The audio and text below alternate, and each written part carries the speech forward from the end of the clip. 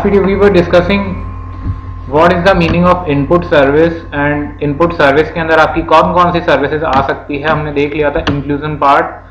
Exclusion part start किया था हमने. Input services it excludes service portion in execution of a works contract. Works contract के relation में जो सर्विस पोर्शन है that is excluded, and the construction services including services listed under section 66EB of Finance Act, that is specified services in so far as they are used. ये जो services हैं अगर हम use कर रहे हैं for construction और execution of works contract of a building और अ सिविल स्ट्रक्चर,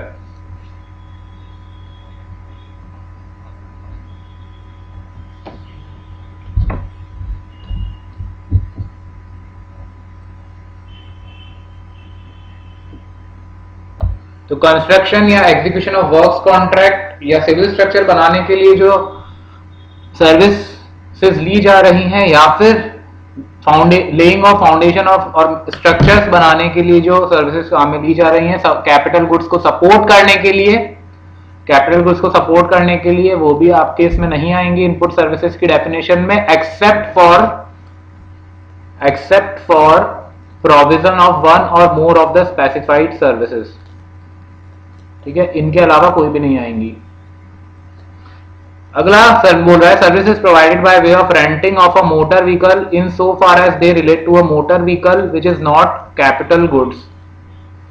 तो जो मोटर व्हीकल्स कैपिटल गुड्स की डेफिनेशन में नहीं आ रहे हैं, services provided by way of renting of a motor vehicle in so far as they relate to a motor vehicle which is not capital goods, तो वो हिस्सा जो मोटर व्हीकल्स कैपिटल गुड्स में नहीं है उनके लिए जो सर्विसेज दी जा रही हैं they are not input services.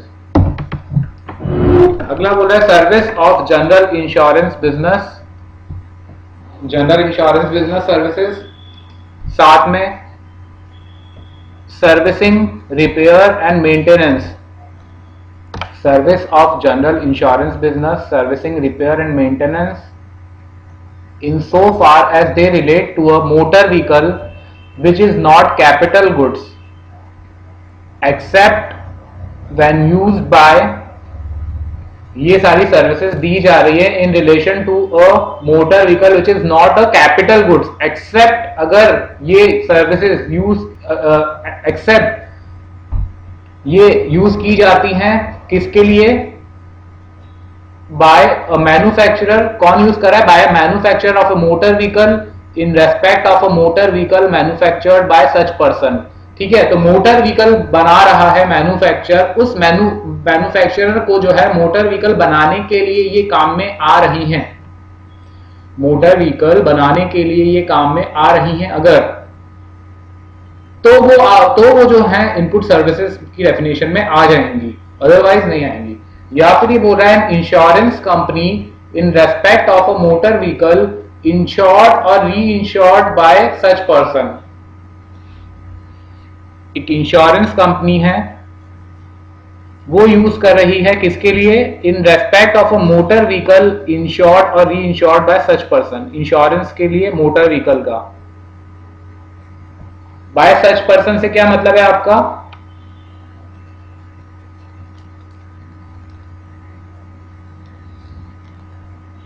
ये देखिए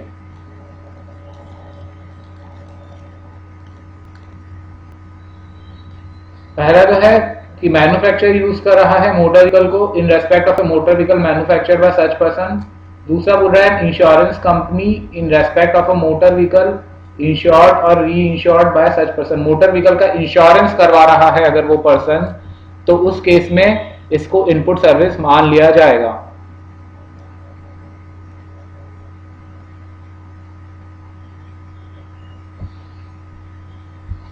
अगला पॉइंट बोल रहा है आपका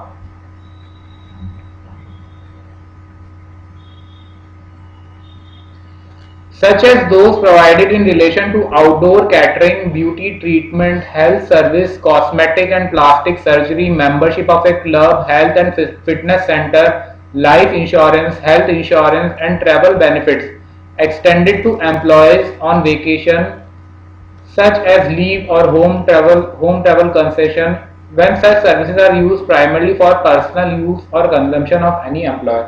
ये सारी सर्विसेज अगर पर्सनल यूज के लिए आ रही हैं, पर्सनल कंजम्पशन के लिए आ रही हैं, then all these services do not form part of the input services.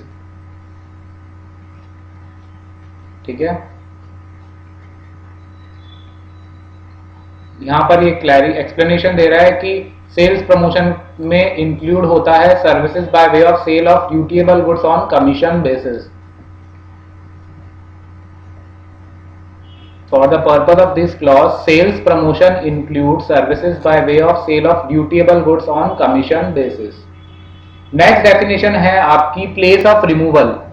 What do you mean by place of removal? तो Rule 2QA जो है वो हमें बताता है प्लेस ऑफ रिमूवल का मतलब. प्लेस ऑफ रिमूवल का मतलब होता है कि कोई फैक्ट्री या कोई अदर प्लेस और प्रीमाइसेस ऑफ प्रोडक्शन और मैन्युफैक्चर ऑफ एक्साइसेबल गुड्स. मतलब या तो फैक्ट्री में प्रोडक्शन हो रहा है या फिर कहीं और अगर प्रोडक्शन हो रहा है, एनी अदर प्लेस और प्रीमाइसेस ऑफ प्रोडक्शन और मैन्युफैक्चर ऑफ एक्साइसेबल गुड्स जहां पर वो मैन्युफैक्चर किए जा रहे हैं. या तो ये होता है प्लेस ऑफ रिमूवल, या फिर वेयर हाउस जहां पर गुड्स को मैन्युफैक्चरिंग करने के बाद रखा जाता है. A warehouse or any other place or premises, a warehouse or any other place or premises wherein the accessible goods have been permitted to be deposited without payment of duty. ये ध्यान दीजिए, duty देने के बिना आपने जो है उनको वेयर हाउस के अंदर रखा हुआ है, रिमूव नहीं हुए गुड्स. अगर ड्यूटी पे कर दी इसका मतलब रिमूव हो गए हैं, तो अभी ये रिमूव नहीं हुआ, वेयर हाउस से छुड़वाए जाएंगे ड्यूटी पे करके. अगला ये बोल रहा है a depot, premises of a consignment agent or any other place of premises. कोई भी डिपो या कंसाइनमेंट एजेंट का जो प्रीमाइसेस है, या फिर कोई भी और प्रीमाइसेस जहां से एक्साइसेबल गुड्स सेल किए जाते हैं फैक्ट्री से क्लियर करने के बाद. फैक्ट्री से क्लियर करें, डिपो ले जाए गए या कंसाइनमेंट एजेंट के पास ले जाए गए या कोई और प्लेस और प्रीमाइसेस पे ले जाए गए जहां से फाइनली उनको सेल किया जाता है. ठीक है, फैक्ट्री से तो क्लियर हो गए बट उनको सेल आगे ले जाकर किया जा रहा है.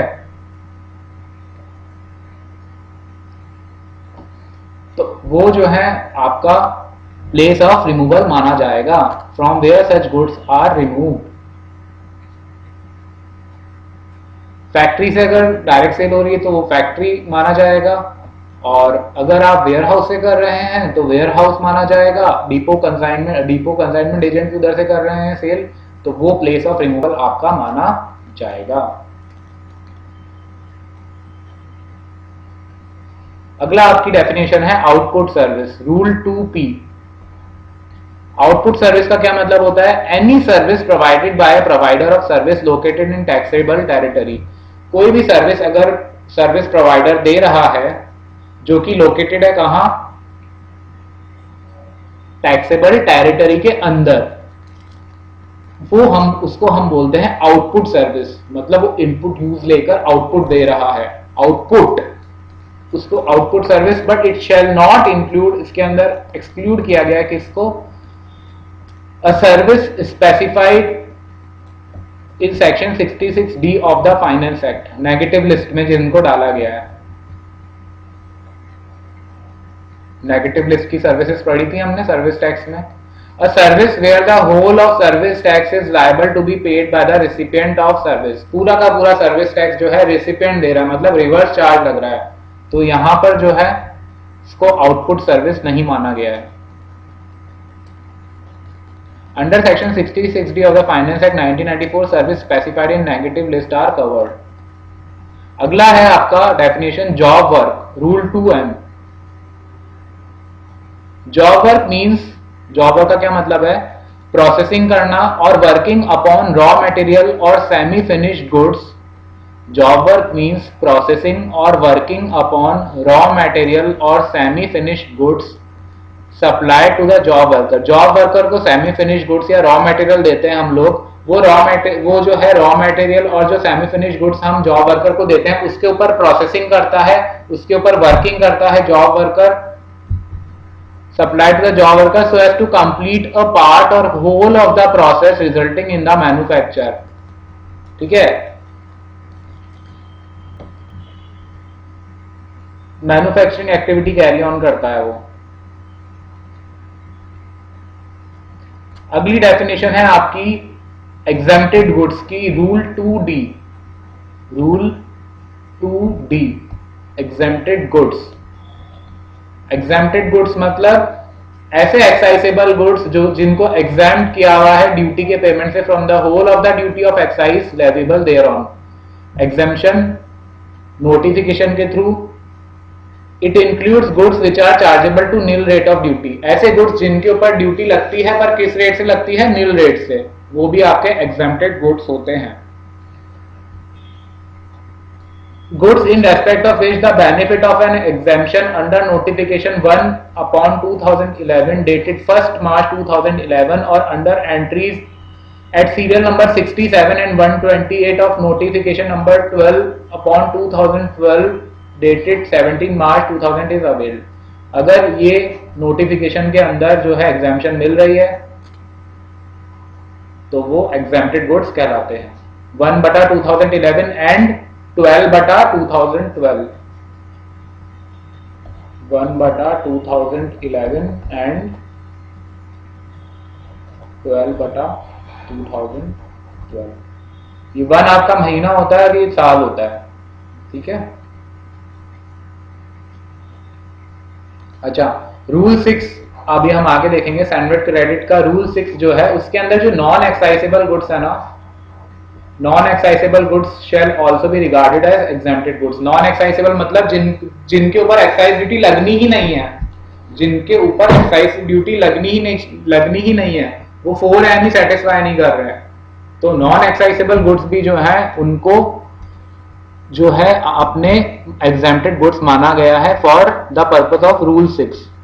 अगली डेफिनेशन है आपकी exempted services, rule 2E। Exempted services के अंदर क्या क्या आता है?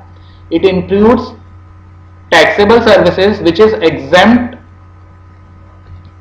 from the whole of the service tax leviable thereon। ठीक है, exempted goods पे तो पूरी ड्यूटी एक्साइज की माफ होती है और exempted services पे सर्विस टैक्स नहीं लगता। Service on which no service tax is leviable under section 66B of the Finance Act, या तो exempt है या फिर on which service tax is no service tax is leviable under section 66B। taxable service whose part of value is exempted on the condition that no credit of input and input service used for providing such taxable service shall be taken। आप जो है कोई credit नहीं लोगे input और input service का, इस condition के ऊपर जो है पार्ट ऑफ वैल्यू जो है उसकी एग्जेम्प्ट हो जाती है। टैक्सेबल सर्विस जिसकी पार्ट ऑफ वैल्यू एग्जेम्प्ट हो जाती है, किस कंडीशन के ऊपर? कि आप इनपुट और इनपुट सर्विस का कोई क्रेडिट नहीं लोगे। अगर आप क्रेडिट ले लेते हो फिर आपको वो सर्विस पूरी टैक्सेबल हो जाएगी आपकी। ओके, तो ये सारी आपकी एग्जेम्प्टेड सर्विसेज हैं। अच्छा, it shall not include a service, इसके अंदर क्या इंक्लूड नहीं होती हैं? It shall not include a service which is exported in terms of rule 6A of service tax rules 1994। कोई भी सर्विस जो कि आपने एक्सपोर्ट करी है, export of service under rule 6A, वो आपकी एग्जेम्प्टेड के अंदर इंक्लूड नहीं की जाती है।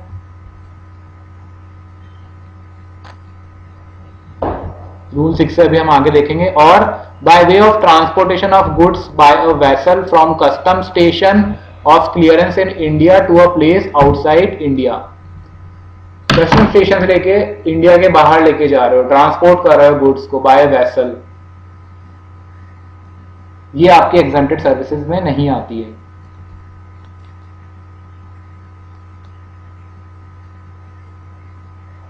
ठीक है, नेक्स्ट है आपकी डेफिनेशन फाइनल प्रोडक्ट्स की। फाइनल प्रोडक्ट्स के अंदर आपके ये सारे प्रोडक्ट्स आ जाते हैं। फाइनल प्रोडक्ट के अंदर excisable goods manufactured and produced from input using input service. Excisable goods manufacture करें आपने क्या यूज करके, इनपुट यूज करके या इनपुट सर्विस यूज करके, ये आपके फाइनल प्रोडक्ट होते हैं। अच्छा, फिर ये आगे बोल रहा है कि रूल 6 के लिए नॉन एक्साइजेबल गुड्स जो हैं उनको भी फाइनल प्रोडक्ट माना जाएगा। फाइनल प्रोडक्ट तो है ही ना, वो ड्यूटी नहीं लग, एक्साइजेबल नहीं है तो क्या हुआ। अब ये आगे बता रहा है, इंपॉर्टेंट पार्ट अब है आपका ये, कि कौन कौन सी ड्यूटीज हैं जिनके ऊपर सैनवेट क्रेडिट अलाउड होता है और क्या रेस्ट्रिक्शंस हैं। रूल 3.1, रूल 3.1, रूल 2 खत्म हुआ, रूल 3 पे आ गए हम लोग। रूल 3.1 है आपका, सबसे पहले बता रहा है कौन कौन से ड्यूटीज के ऊपर आपको सैनवेट क्रेडिट मिल जाता है। तो बेसिक एक्साइज ड्यूटी के ऊपर आपको सैनवेट क्रेडिट मिल जाता है। CENVAT credit of such duty of excise shall not be allowed to be taken when paid on any goods in respect of which benefit of exemption notification 1/2011 is available या 12/2012 का benefit आपको मिल रहा है। देखिए ये एग्जाम्पशन नोटिफिकेशन होती है, इनके अंदर जो है ना आपको बोला जाता है कि आप जो है रेट जो है बहुत कम लगाई जाती है इन एग्जाम्पशन नोटिफिकेशंस के अंदर। अभी हम देखेंगे आगे कि एग्जाम्पशन नोटिफिकेशन 1/2011 और 12/2012 क्या है। तो बेसिकली ये बोल रहा है कि ऐसे गुड्स जिनके ऊपर आपने एग्जाम्पशन लिया है इन रेस्पेक्ट ऑफ दीज नोटिफिकेशंस, ऐसे गुड्स के ऊपर आपको बेसिक एक्साइज ड्यूटी का जो सैनवेट क्रेडिट है ना वो नहीं मिलेगा।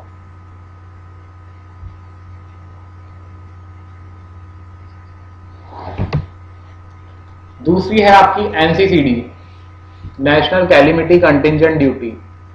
इसमें क्या रेस्ट्रिक्शन लगाया है, the restriction is that the credit of such duty can be utilised only for payment of NCCD. मतलब एनसीसीडी का क्रेडिट केवल एनसीसीडी के पेमेंट के लिए ही ले सकते हैं यूज में।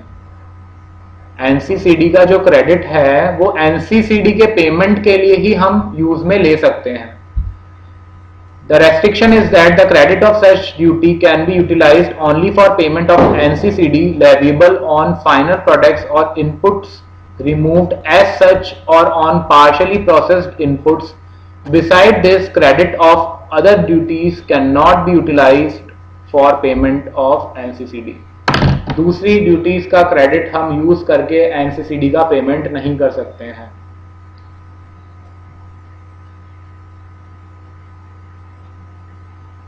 तो दूसरी ड्यूटीज का क्रेडिट हम एनसीसीडी के पेमेंट के लिए नहीं कर सकते हैं और एनसीसीडी का यूज दूसरे की पेमेंट के लिए नहीं कर सकते हैं। ये आपका नोटिफिकेशन जो है ये चेंज आया आपका, ये वाला जो है ना बेसाइड से लेके, ये आपका चेंज आया था 1/3/2016 से।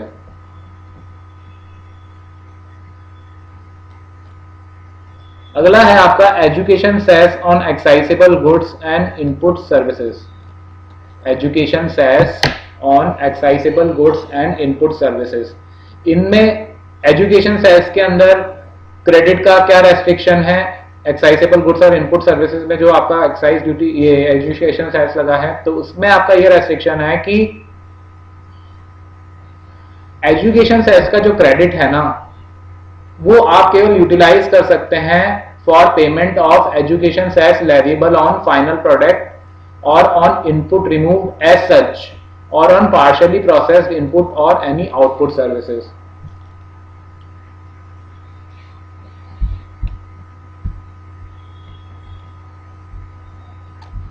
पहले क्या होता था ना कि एजुकेशन सेस का क्रेडिट जो होता था वो आप एजुकेशन सेस के लिए ही कर पाते थे यूज में। देखिए जो मतलब इनपुट के ऊपर आपका एजुकेशन सेस है उसका क्रेडिट आप आउटपुट के ऊपर जो आपका सेस है उसके लिए यूज कर पाते थे। तो पहले क्या होता था, एक बार मैं आपको वापस बता रहा हूँ, the restriction is that the credit of such cess can be utilised only for payment of cess leviable on final product और on input removed as such of और पार्ट और पार्शियली प्रोसेस्ड इनपुट और an output service और education cess paid on input और capital goods received in factory of manufacture of final product on और after 1/3/2005। ये आपकी date है कि इसके बाद जो आपको क्रेडिट आपने लिया है the credit of education cess paid on input और कैपिटल गुड्स जो रिसीव हुए हैं in factory of manufacture of final product on और आफ्टर 1/3/2005, इनके लिए जो क्रेडिट लिया है इनको आप यूज कर सकते हो फाइनल प्रोडक्ट पे जो आप एक्साइज ड्यूटी पे करते हो ना, उसके लिए भी इसका क्रेडिट आप ये ले सकते हो। बिकॉज अब जो है आपकी एक्साइज से सेस हटा दिया गया है, तो एक्साइज से सेस हटा दिया गया है, तो जो पुराना रह गया है ना उसका आप क्रेडिट अब ले सकते हो, क्योंकि अब एक्साइज से सेस तो हटा दिया है। तो आप कैसे क्रेडिट लोगे एजुकेशन सेस का जब आउटपुट सर्विस आउटपुट के ऊपर जो सेस लगता है, बिकॉज अब तो सेस रहा ही नहीं ना आउटपुट के ऊपर, एक्साइज ड्यूटी के ऊपर अब सेस लगता ही नहीं है। इसी तरह से आपका सर्विस टैक्स के ऊपर, सर्विस टैक्स में भी पहले सेस होता था, मगर अब उस पर भी एजुकेशन सेस आपका नहीं रहा। तो यही यहां पर जो है बोला गया है।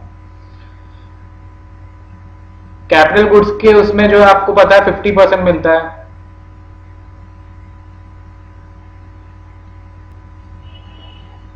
पढ़ लीजिए एक बार ये, आगे देखिए क्या बोल रहा है। The credit of education cess paid on input or capital good received in the premises of the provider of output service on or after 1/6/2015 can be utilized for the payment of service tax on any output service। अब service tax में भी ये जब से हट गया ना cess, तो 1/6/2015 से, तो अब इसको अलाउ कर दिया है, आउटपुट सर्विस के लिए भी क्रेडिट ले सकते हैं इसका। फिर ये कैपिटल गुड्स का बता रहा है। The credit of balance 50% education cess paid on capital goods received in the premises of the provider of output service in the financial year 2014-15 can be utilized for the payment of service tax on any output service। जो बचा हुआ 15% था ना 14-15 का, वो आप अब किसी भी आउटपुट सर्विस के लिए यूज में ले सकते हो। The credit of education cess paid on input service in respect of which the invoice, bill, challan or service tax certificate for transportation of goods by rail, as the case may be, is received by the provider of output service on or after 1/6/2015 can be utilized for payment of service tax on any output service।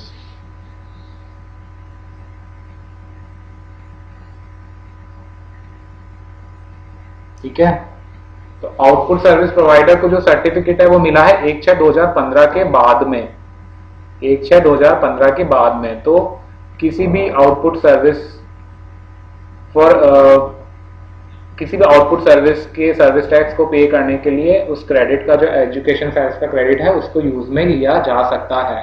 ये transitional provision है, because 1/6/2015 से आपका जो है स्वच्छ Bharat cess लागू हो गया था, और जो आपका पहले 12.36 रेट चलती थी, फिर बाद में वो 14% हो गई थी।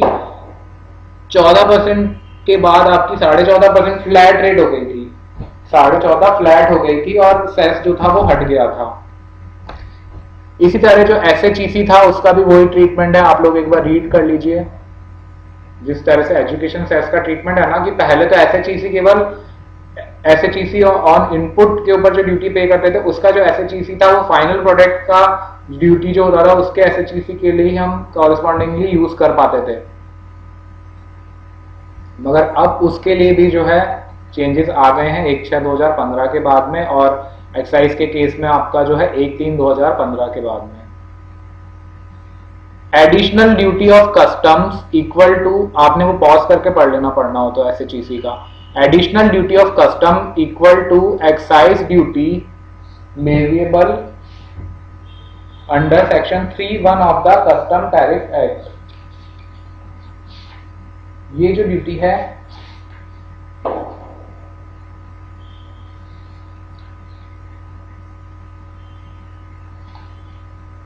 एडिशनल ड्यूटी ऑफ कस्टम जो है that is equal to the excise duty leviable under section 3(1)। Section 3(1) की जो एक्साइज ड्यूटी है उसके कॉरेस्पॉन्डिंगली हमारा जो है कस्टम के एक्साइज ड्यूटी जो है उसके कॉरेस्पॉन्डिंगली सेक्शन 3(1) के अंदर हम जो है कस्टम ड्यूटी लगाते हैं। एडिशनल ड्यूटी ऑफ कस्टम जिसको हम बोलते हैं,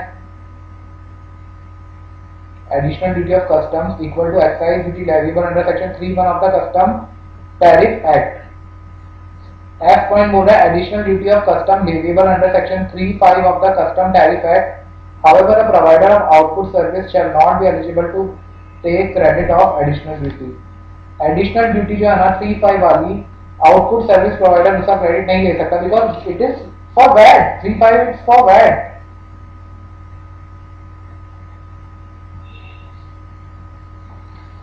ठीक है,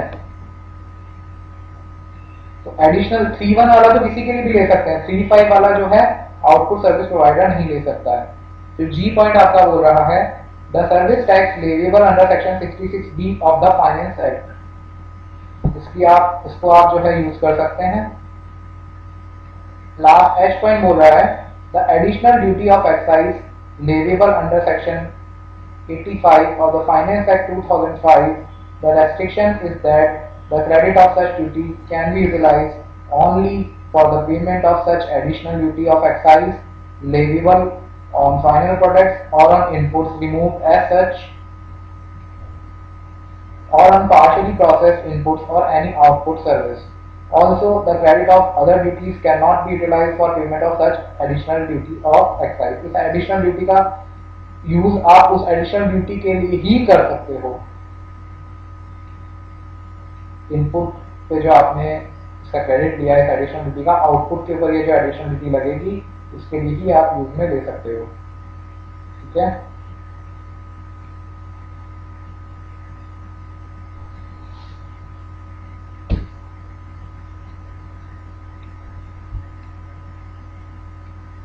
आगे देखिए स्वच्छ भारत सेस जो है that is leviable under section 119(2) of the Finance Act 2015. SBC जो है it is not integrated in the SAMVIT credit chain, therefore credit of SBC cannot be availed. SBC का credit नहीं ले सकते। Further, SBC cannot be paid by utilizing credit of any other duty or tax. किसी और duty और tax का credit लेके SBC को आप पे नहीं कर सकते। Infrastructure SAS leviable under clause 159 of Finance Bill 2016. Standard credit जो है of any of the duties specified in Rule 3(1) shall not be utilized for the payment of infrastructure SAS. 3(1) के अंदर, रूल 3(1) के अंदर जो भी ड्यूटी स्पेसिफाई की गई है ना, उन किसी का भी जो है क्रेडिट नहीं लिया जा सकता इंफ्रास्ट्रक्चर SAS को पे करने के लिए। Further credit of other duties can not be use for payment of infrastructure SAS. This amount has to be paid in cash. इस अमाउंट को आपको कैश में ही पे करना पड़ेगा। ठीक है, रूल 3(1) के अंदर हमने अभी ऊपर जो सारी देखी है ना, उन किसी का भी आप यूज नहीं कर सकते इंफ्रास्ट्रक्चर SAS के लिए।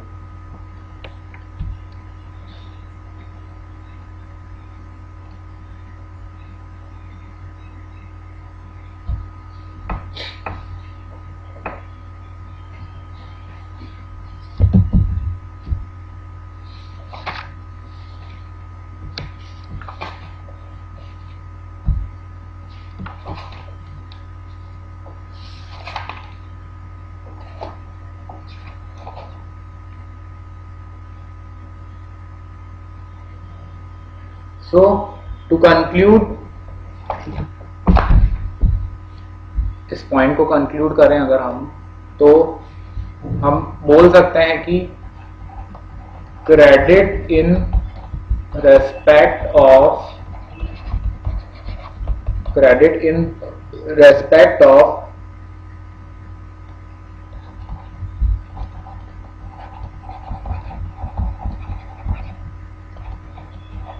additional duty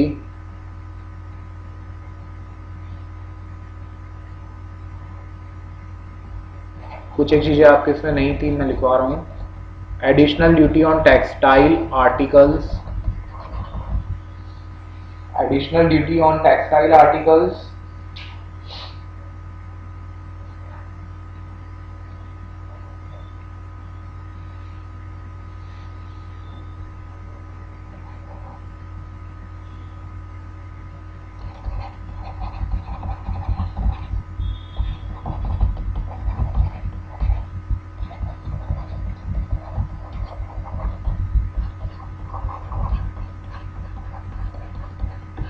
NCCD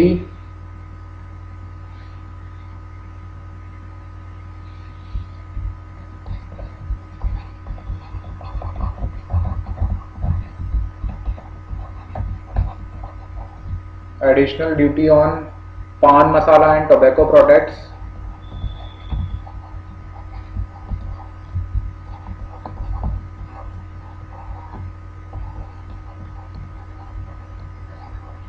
pan masala and tobacco products,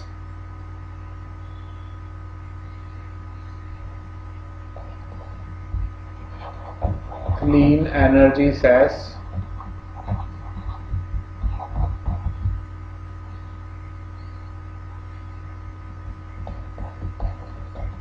education and higher education cess, education and higher education cess, ये जो सारी ड्यूटीज है ना, these shall be utilized, these shall be utilized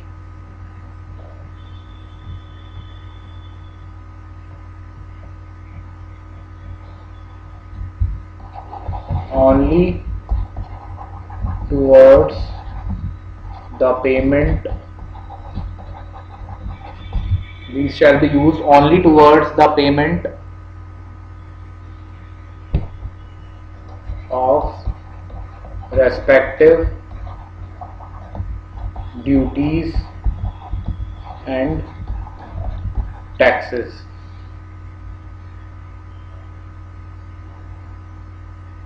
जिसमें से education and higher education cess का मैंने आपको बता ही दिया कि 1/6/2015 या 1/3/2015 एज द केस में भी एक्साइज एंड सर्विस टैक्स के लिए अलग अलग डेट्स हैं, तो उनके बाद अगर है तो ये क्रेडिट जो है लिया जा सकता है।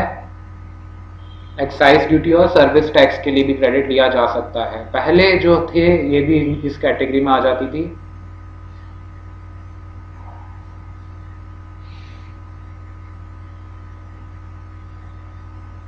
नोट करना चाहें तो नोट कर लें।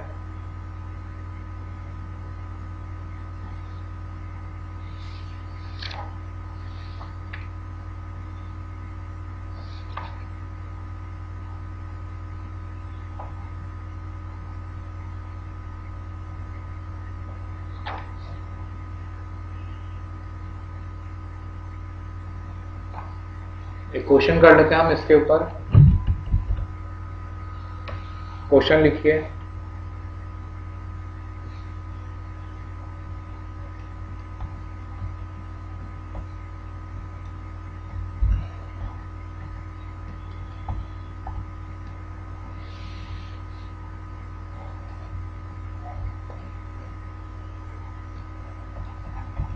Assessee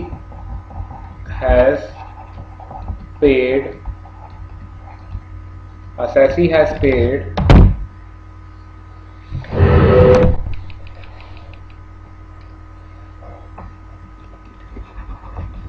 the following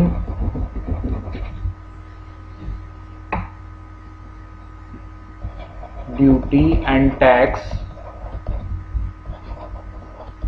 for the month of December 2010।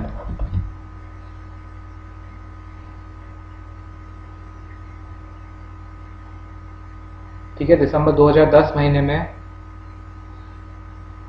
उसने ये ड्यूटीज और टैक्सेस पे करे हैं।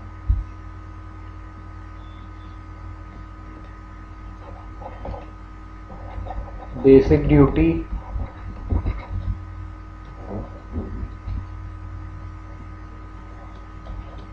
Service tax, education cess, secondary and higher education cess.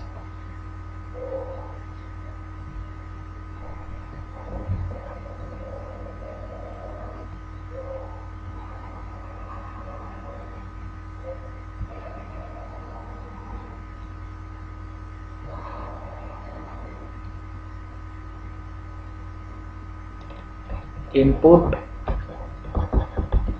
के ऊपर input service, capital goods,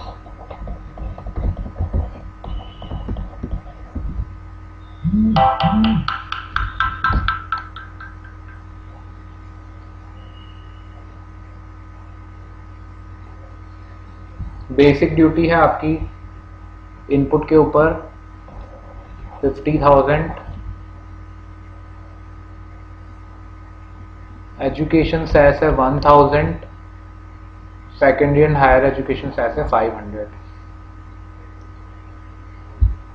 input service के ऊपर आपने सर्विस टैक्स पे किया है 10,000 का, 200 का सेस, 200 का एजुकेशन सेस एंड 100 का secondary and higher education cess. Capital goods के ऊपर बेसिक ड्यूटी पे करी है 6,000 रुपए की, सर्विस टैक्स नील, एजुकेशन सेस 120 और SHEC 60 का।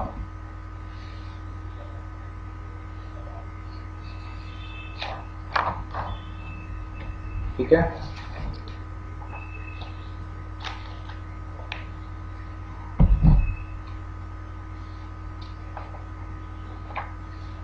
टोटल कर दीजिए।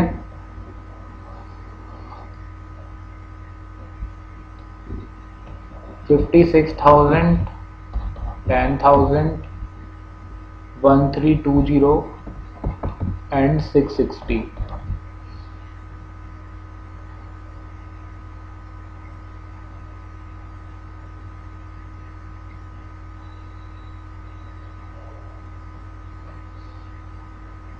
आगे देखिए, assessee has collected excise duty. Assessee has collected excise duty of rupees 2 lakhs in the same month.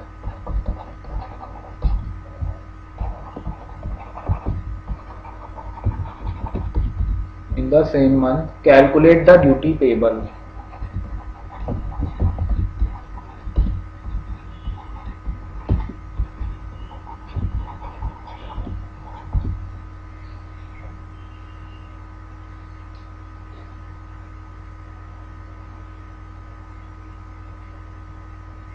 ठीक है, तो यहां पर जो है आपको एजुकेशन सेस और secondary and higher education cess का जो आप यूज कर सकते हो केवल उन्हीं के लिए कर सकते हो। ठीक है ना, क्योंकि ये आपका कब का है, दिसंबर 2010 का है, तो 2015 के पहले का है।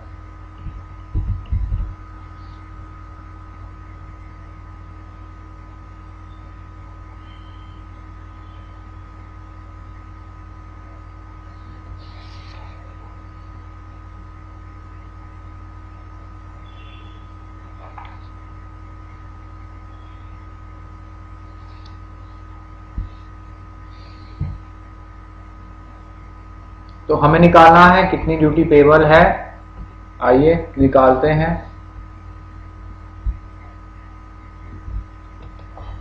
एक्साइज ड्यूटी कलेक्टेड कितनी है,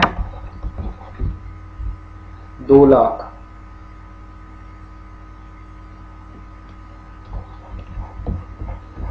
excise duty collected 2 lakh.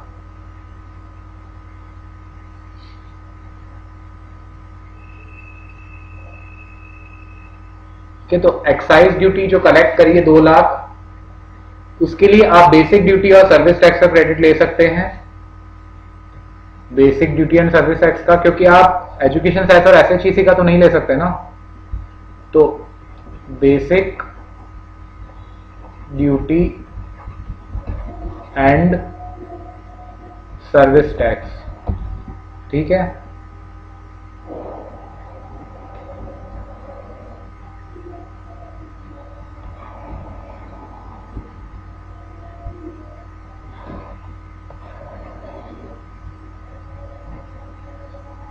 Excise duty collected 2 lakh, इसमें से माइनस कर दो कितना, ड्यूटी एंड टैक्सेस पेड। कितना पे किया है आपने, देखिए 56,000 तो आपका आ रहा है टोटल बेसिक ड्यूटी का, और 10,000 आ रहा है सर्विस टैक्स का, तो टोटल हो गया आपका 66,000, 56,000 प्लस 10,000,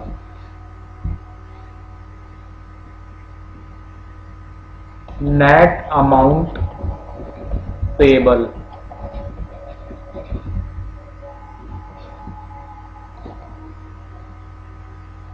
नेट अमाउंट पेबल आ गया। एक्साइज ड्यूटी कलेक्ट कितनी करी? 2 लाख। 2 लाख में से आपने क्रेडिट ले लिया, ड्यूटीज एंड टैक्सेस जो पे करी थी 66,000। नेट अमाउंट कितना पे करना पड़ेगा अब? 1,36,000। कस्टमर से कलेक्ट किससे करते हो? कस्टमर से ना।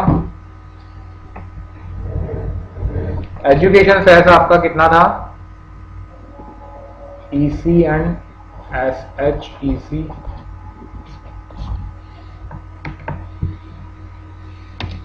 एजुकेशन सेस आपका था 1320। अच्छा 2 लाख का आपने एक्साइज ड्यूटी कलेक्ट करी, तो 2 लाख के ऊपर आप सेस निकालो, कितना बनेगा? 2 लाख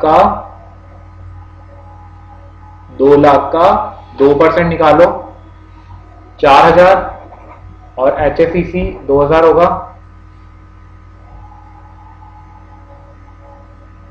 ठीक है, पहले तो सेस लगता था ना, एजुकेशन सेस लगता था ना EC एंड SHEC एक्साइज के ऊपर, तो उस हिसाब से हमने निकाल लिया। अच्छा अब हम क्रेडिट कितना ले लेंगे? इनपुट के ऊपर जो सेस था 1320 एंड कितना था? 660। बचा हुआ आपका नेट अमाउंट पेबल आ जाएगा 2680 एंड 1340।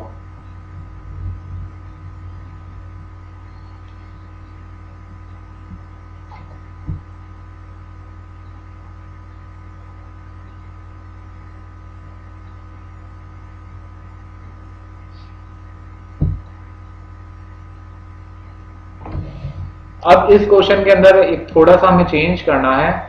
मान लीजिए कि असेसी जो था उसके पास में ओपनिंग बैलेंस पड़ा है, suppose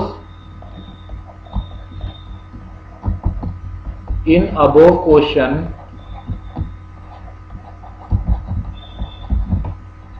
if assessee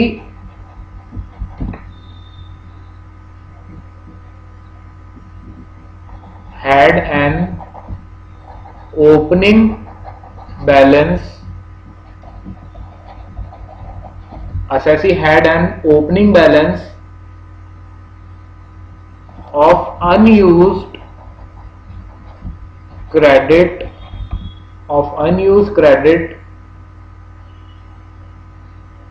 of excise duty। Balance पड़ा है अनयूज क्रेडिट का 2 लाख का,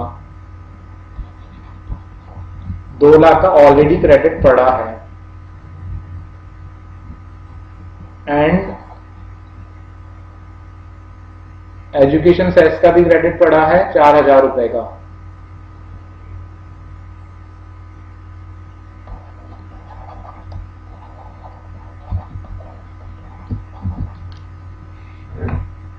अब आप निकालिए calculate the amount of duty to be paid.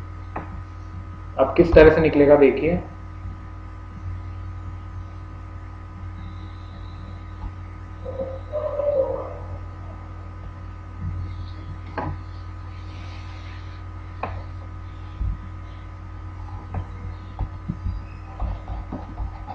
Basic duty and service tax, EC SHEC।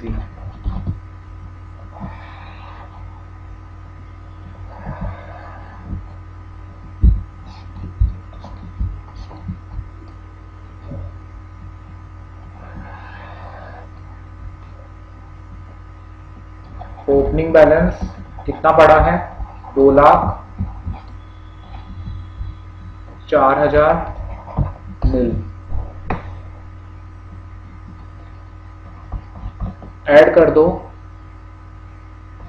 Excise duty and taxes paid, कितना पे किया आपने?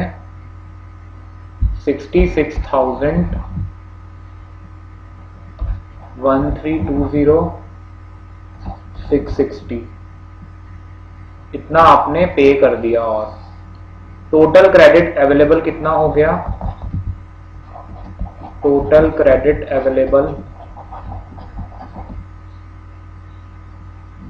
2,66,5,320,660। इसमें से माइनस कर दो excise duty collected. Excise duty collected कितना? 2 लाख किया, इधर 4,000, इधर 2,000। ठीक है, ये माइनस कर दो, जो बैलेंस आएगा, balance to be carried forward, balance को कैरी फॉरवर्ड करेंगे 66,1320,1340 माइनस में।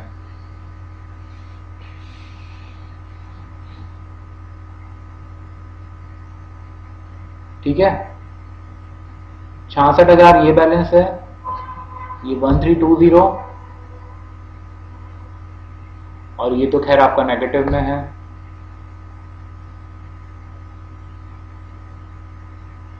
सो असेसी को यहां पर जो है कोई ड्यूटी पे करने की जरूरत नहीं पड़ी, basic duty and service tax EC कोई जरूरत नहीं पड़ी, एजुकेशन सेस भी पे करने की इसको। अच्छा देखिए, बेसिक ड्यूटी जो है कितनी कैरी फॉरवर्ड कर सकता है वो? बिकॉज एसएचईसी है 1340 का, तो आप एसएचईसी का क्रेडिट नहीं ले सकते हो बेसिक के लिए, बट बेसिक का एसएचईसी के लिए ले सकते हो। बेसिक का एसएचईसी के लिए पहले भी ले सकते थे आप लोग, ये ध्यान रखिएगा। आज की तारीख में तो दोनों कॉरेस्पॉन्डिंग ले सकते हैं, एसएचईसी का बेसिक के लिए, ईसी का बेसिक के लिए और बेसिक का। बट पहले क्या होता था ना कि एसएचईसी का क्रेडिट आप उसके लिए ही ले सकते थे, एसएचईसी के लिए, बट बेसिक का एसएचईसी के लिए ले सकते थे। तो वो आपका बेसिक असेसी जो है, ये असेसी जो है, असेसी विल नॉट पे any duty, assessee will not pay any duty, however he will carry forward as under। Basic duty कितनी कैरी फॉरवर्ड कर पाएगा वो?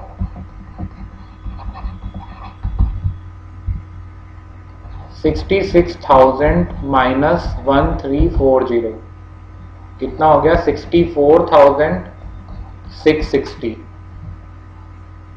1340 66,000 क्रेडिट बचा ना बेसिक और एसटी का, तो उसमें से 1340 आप जो है एसएचईसी का जो करना था पेमेंट, वो आप ले लो, क्रेडिट इधर से ले लो, बेसिक से ले लो, और एजुकेशन सेस आपका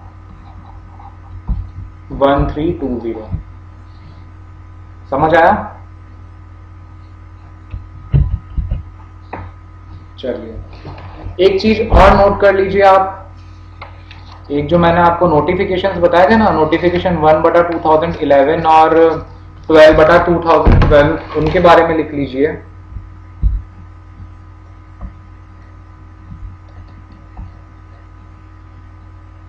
एग्जेम्प्टेड गुड्स का बताया था ना मैंने आपको,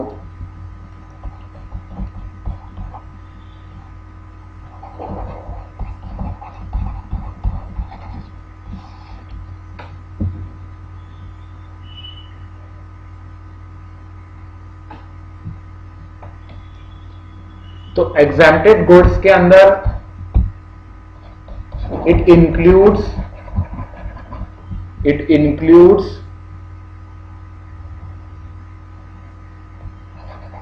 those goods also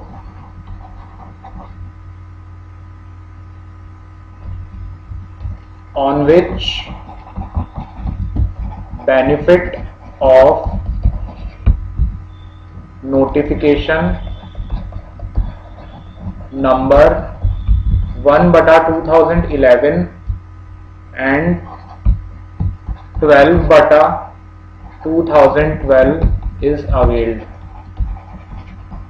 ठीक है, तो आइए, एग्जेम्प्टेड गुड्स का क्या मतलब है? Exempted goods means those goods which are exempt from duty, या तो होली, आइदर होली और on which are chargeable to nil rate of duty. और साथ में ये जो नोटिफिकेशन है इनके अंदर होली तो नहीं है, बट देखते हैं हम कितना हमारे जो है एग्जेम्प्ट हैं ड्यूटी से। नोटिफिकेशन 1/2011, इसमें आप लिखिए central government has exempted some specified central government has exempted some specified goods from so much of duty। Central government has exempted some specified goods from so much of duty which is in excess of 2%, but SANVAT credit cannot be claimed।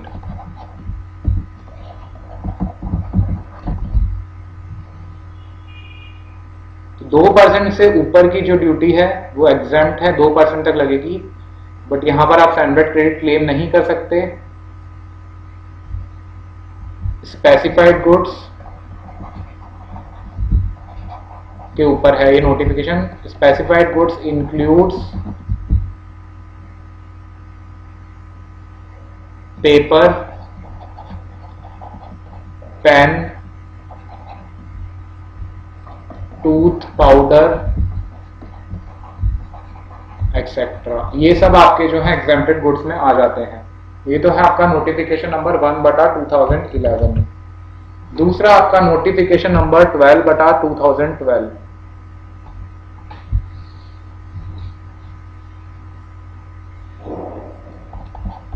Notification 12/2012, इसके अंदर हमारे आ जाते हैं, लिखिए central government has exempted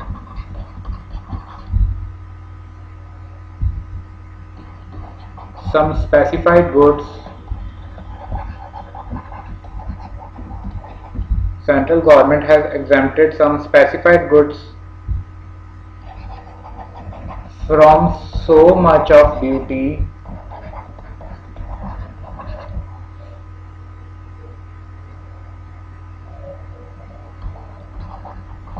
which is in excess of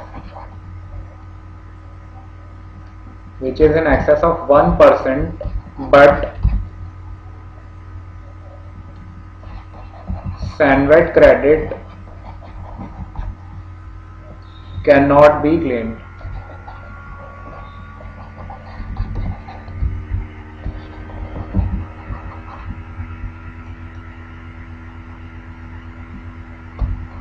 specified goods यहां पर जो हैं वो हैं फर्टिलाइजर, ऑयल एक्सेट्रा, ये कुछ इसके एग्जांपल्स हैं।